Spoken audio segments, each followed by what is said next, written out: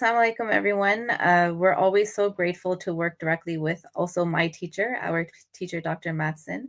As you've seen, mashallah, in this entire talk, she always uses her platform to uplift the expertise that are in our community. And we do have so many people doing very good work in different areas. And inshallah, our community benefits even more through partnership. And so when our shayukh, when our teachers, when our ustadas, partner with other experts in the field, be it medical or mental health or legal. Inshallah, our community benefits that much more. So I will do my best to respond to any comments or questions that come in. I did want to just address much earlier on in the conversation, someone had asked that how they could connect with the speakers if they wanted to bring in any training to their community or to their organization. So in case it hasn't already been addressed, I would just say that you can connect with us through the Horma website, or you can also connect just through you can connect with the organizers of this talk and to receive our contact information.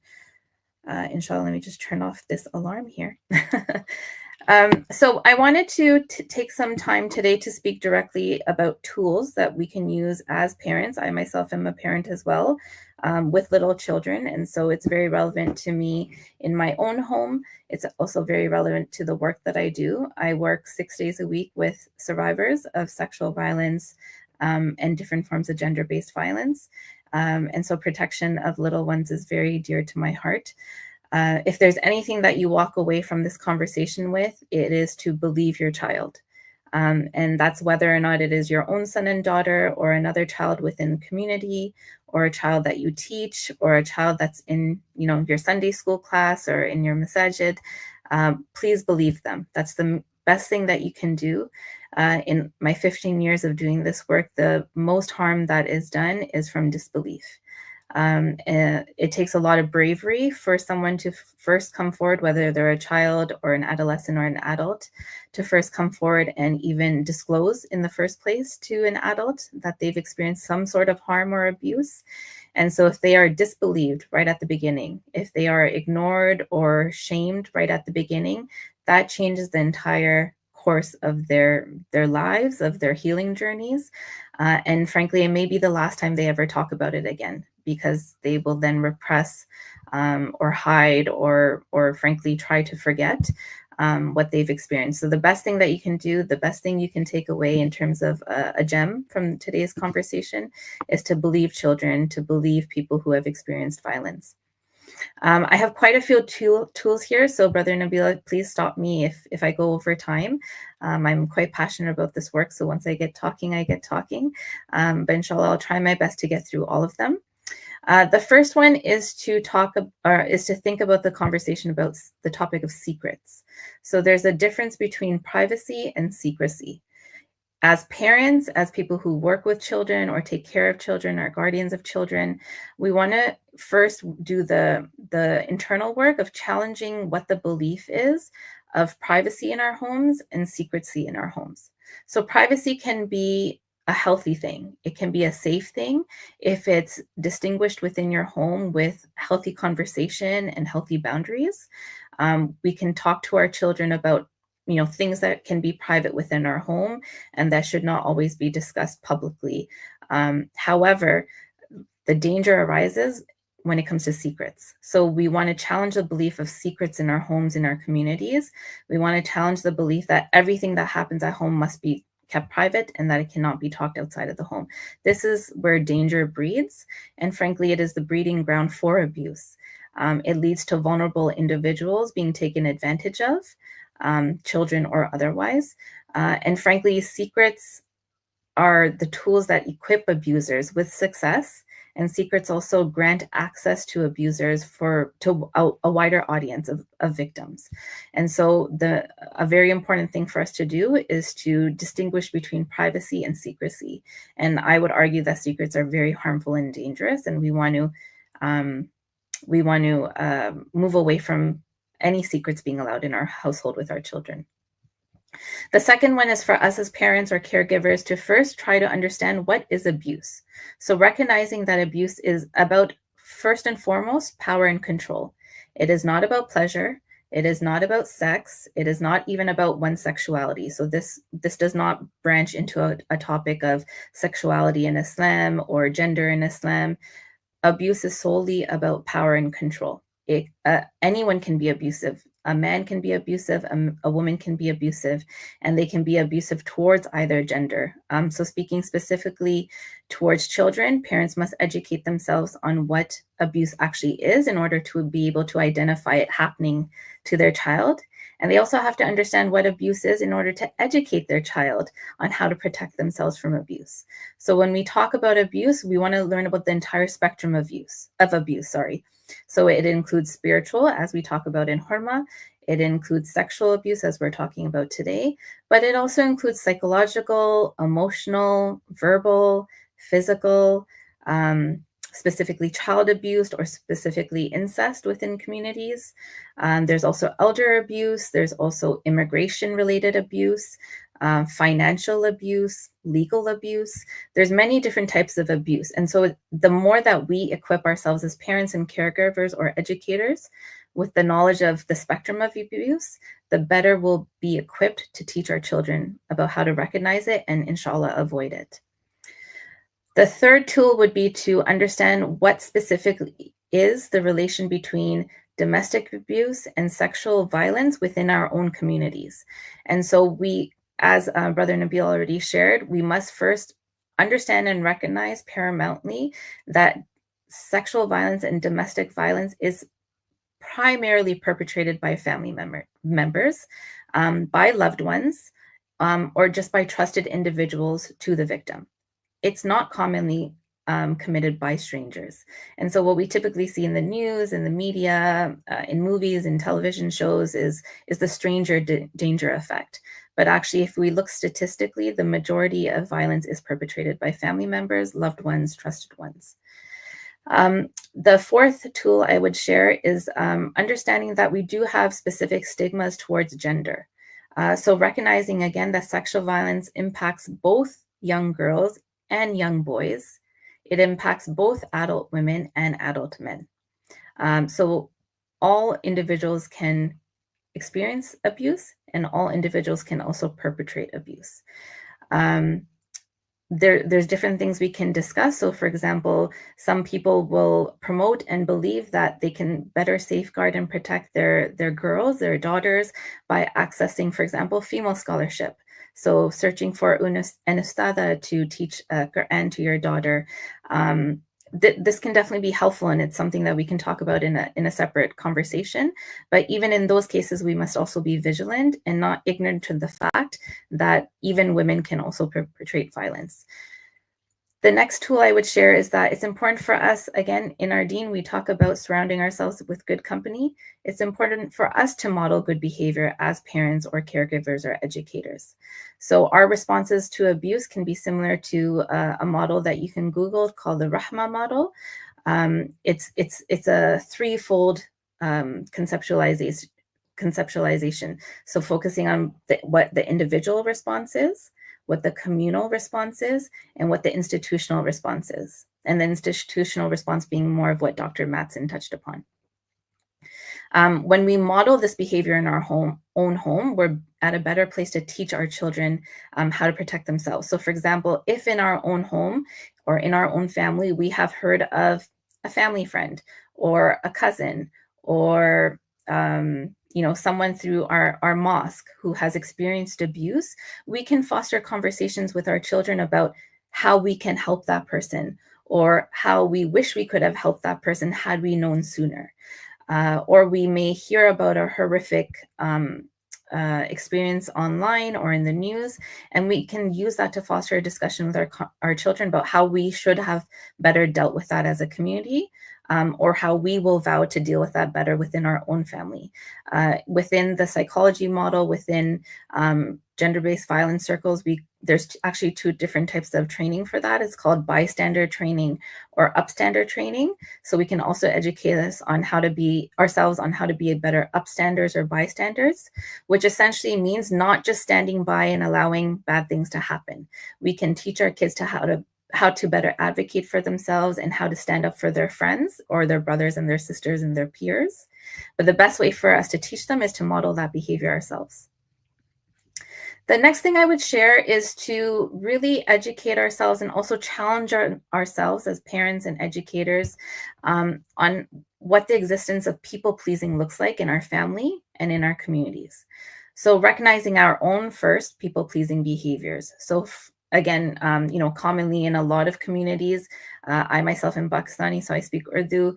In our own communities, it's very common to hear in our language individuals saying, log kya kahenge, right? What will people think? What will the community think? And I know there's different variations of that sentiment in all languages in our community.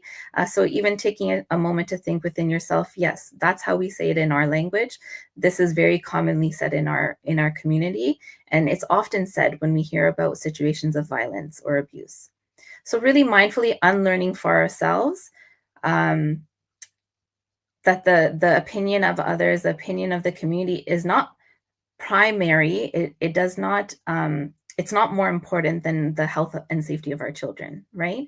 And so if our child is disclosing something to us that maybe undermines the status of someone else in our community or our family, we must believe our child. We can't put our child's well-being above the reputation of someone else or above the opinion of someone else.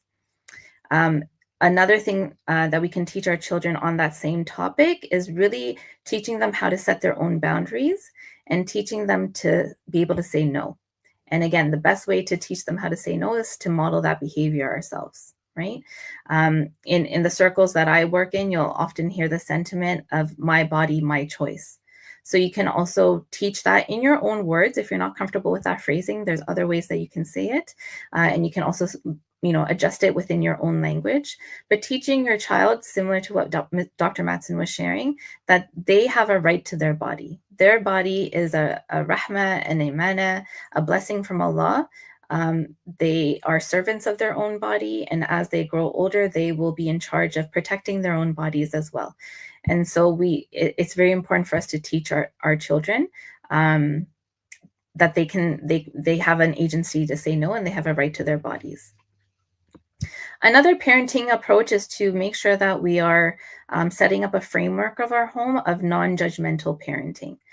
So, online and social media, you may see a lot of talk about the term gentle parenting. There's pros and cons to that. There's different thoughts and feelings about gentle parenting. But essentially what I'm promoting is that you want to set up a framework in your home where your child feels safe to come to you about any and all topics under the sun. You want to make sure that your child feels that you are a safe place, that your home is a safe space, and that they can come to you without punishment, without fear of abandonment, without fear of abuse. Your children should live in a home where their parents, no matter how difficult the topic is, that their parents will support them and love them unconditionally. Now, that doesn't mean supporting and promoting all of their behaviors. It doesn't mean that there are zero consequences in the home. But what it does mean is that we're not setting up a home that is punitive, and that we are not, for children, setting up a home that is scary. And the reason why I share this is because if children are afraid to come to their parents or their caregivers for XYZ, for anything, be it that something happened at school, something happened at madrasa, something happened at their cultural center, something happened at Eid prayer, whatever it may be, if they are afraid to come to their parents, who will they go to? They will turn to other people who may not abide by the same tenets of your faith. They may turn to people who will share negative advice, negative nasiha with them. Or unfortunately, they may turn to people who, like Dr. Matson said, will prey on their vulnerability and harm them further. And so we have to make sure that as parents, as Muslim parents, as caregivers and educators, that we are creating a home that is safe for our children. And that means also safe for discussion with our children. Another important thing I would share with folks in today's conversation is understanding what our own limits are, right? Just as Dr. Matson shared, we have to know where our limitations are as professionals, as Muslims, as husbands, as wives, and take the opportunity, take the initiative to learn more. So as parents, what does that mean? As parents, it means that we're going to be challenged by conversations with our children. Many of our children are growing up in diasporas where they're second culture kids. We ourselves may be immigrants to this country, wherever you may be tuning in from. Your children may be struggling with a culture shock or a cultural contradiction. And so parenting is very hard, right? We're going to be challenged with situations where, frankly, we're not going to know how to respond as parents. And maybe we also may not know how to respond as Muslim parents. We may not know what the answer is in our deen. And so we have to become comfortable with saying, I don't know. We have to be comfortable with saying, I don't know to our children, doing the research, and then returning to them, inshallah, with a response. And this means engaging in a lot of critical self-reflection. It means educating ourselves, seeking nasiha, not only from our spiritual leaders, but as Dr. Matson said, also from other experts in the field, such as mental health professionals like myself. I may be running short on time, so I'll try to pick the most important themes here. A really fun and important one tip I like to share with people that engage in trainings with me is coming from a place of curiosity. Let's create homes where curiosity is allowed. Let's raise children that are curious, and let's raise children that feel safe to be curious with their parents. And so many of us are raised in cultures where it's disrespectful to question our parents. It's disrespectful to question our teachers. But as a registered psychotherapist, as someone who has studied psychology and has done this work for a long time, I also know that cognitively speaking, developmentally speaking, when children ask a question, they're not asking in resistance. They're not asking out of disrespect. Where their brains are at cognitively, they are asking questions because they are still forming an image of the world. They're still trying to understand what you are saying. They're trying to understand abstract concepts, and they're still creating a life. They're still trying to understand really big things. And so what we have to unlearn is that when our children ask us questions and say, but why, they're not trying to necessarily disrespect us. They're trying to learn more. They're trying to learn more about the world. They're trying to learn more about the deen. They're trying to learn more about what is or is not allowed in their home. And so we should foster a home where curiosity is allowed and encouraged. Then other thing I would say that's very important, and let's just be transparent and say that it can be very controversial in our community. I've done this work in Muslim settings for many years. Sexual health education is very important. And so whether it's being accessed through public school education, through Islamic school education, through homeschooling, it's very important in order to navigate and mitigate safety for your child to know what their body looks like, for your child to know the correct names for their body parts, for your child to know that their body parts are not dirty, they are not shameful. And again, like I said earlier, that their bodies are a blessing from Allah, and that we are also asked, and it is required of us to take care of our bodies. So just like we take care of our bodies by going to the doctor or eating well or exercising, we also have to take care of our bodies by knowing what is safe touch, what is unsafe touch, where my mom and dad are allowed to touch me, where strangers are not allowed to touch me, right? So again, this information can be accessed in different ways. I unfortunately don't have the ability to share resources in this chat function, but if you'd like to reach out to me or reach out to Horma, I'm happy to share a list of resources that approach this topic from different places, all from different Muslim frameworks. And so some are more progressive, some are more conservative, some are much more faith-based, some are more, Western or secular. There's so many different approaches to sexual health education, but the most important thing is that your children should not be ashamed of their bodies. They should not be ashamed of their body parts, because if they are, when someone touches them in a dangerous way or someone touches their body in a shameful way, they will be ashamed to tell you. And so they will keep it to themselves, and you won't be able to protect them. I may be running out of time, so I'd say the other most important thing I would share is the concept of consent. it's similar to what Dr. Matson just shared with the example of the hugs. It's important for us to teach what consent is in our home. So we must first teach ourselves, right? We must understand what consent means. And so consent means that you are asking for permission before doing something. And nowadays, even in the work that I do, consent is often assumed to be something that's just sexual. It's not. We ask for consent in all different aspects of our lives. So, for example, maybe when we get into an elevator in a building, we may say, "Can you press level 10, please?" That's asking for consent. You're asking somebody to push a button for you.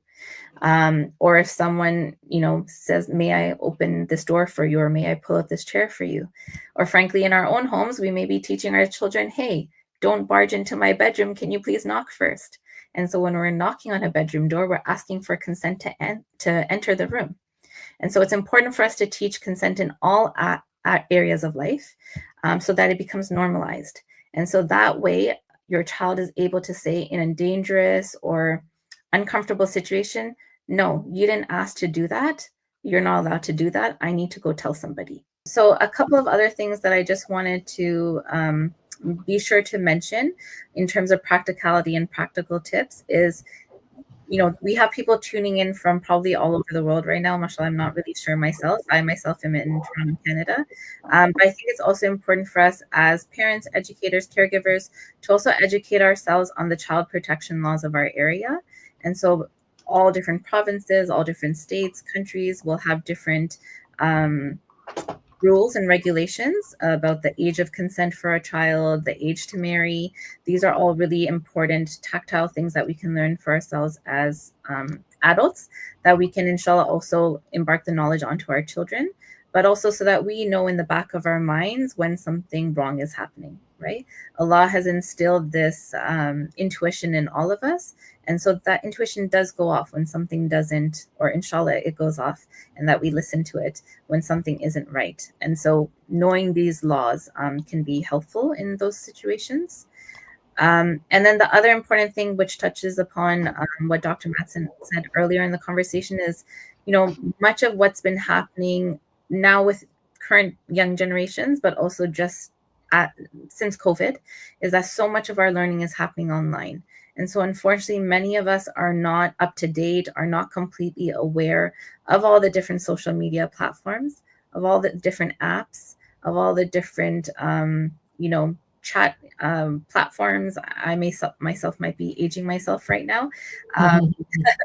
But, we as parents must also educate ourselves on what is actually out there. What are our children accessing in schools? What platforms are they using? But also socially, what platforms are they using? What are kids these days typically talking on? How are they sharing pictures? How are they sharing videos? How are they accessing knowledge? Do I know how to install parental controls on the internet in my home, or the devices in my home? Do I even know what parental controls are?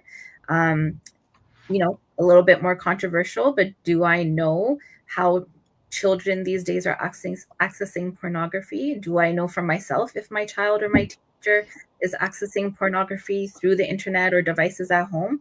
These are things that we should be aware of. How you go about talking about those topics, how you go about controlling them, again, that differs from home to home to home. That's not what we're here to talk about today. But what I am here to talk about is, first, we have to know how to even educate ourselves on those topics, right? And the reason why we must be literate about the internet and literate about social media, because that's how we're going to learn how will other people possibly try to take advantage of my child, right? And so there are, many large social platforms where abusers are specifically going in order to access vulnerable children, and they create fake profiles, and they use different types of manipulation tools to befriend them. And so that's why it's important for us to really educate ourselves first on what those things are. And then the main thing I would just share again, and just to conclude my part, is we really need to engage in the work. And when I say the work, I mean that as Muslims, as parents, as educators, as caregivers, we need to engage in the critical self-reflection, in the critical self-work of, what biases do I have? Do I blame victims myself? do I believe children myself? Do I identify children as full human beings? Do I believe that they have a right to an opinion? Do I believe that children have a right to safety? Do I believe that children can be taken advantage of? Do I believe that sexual violence and spiritual violence actually happens in my community, in our ummah? Do I know what grooming is? Do I know what people do to manipulate and take advantage of people? If we don't know the answers to these things, we're not in the wrong, but we do have an obligation to take care of our children. We do have an obligation to take care of the children in our community. And so I would say we also, Dr. Matson can speak more to the Islamic perspective, but I would say we also have the obligation to better educate ourselves on how to do that in a good way.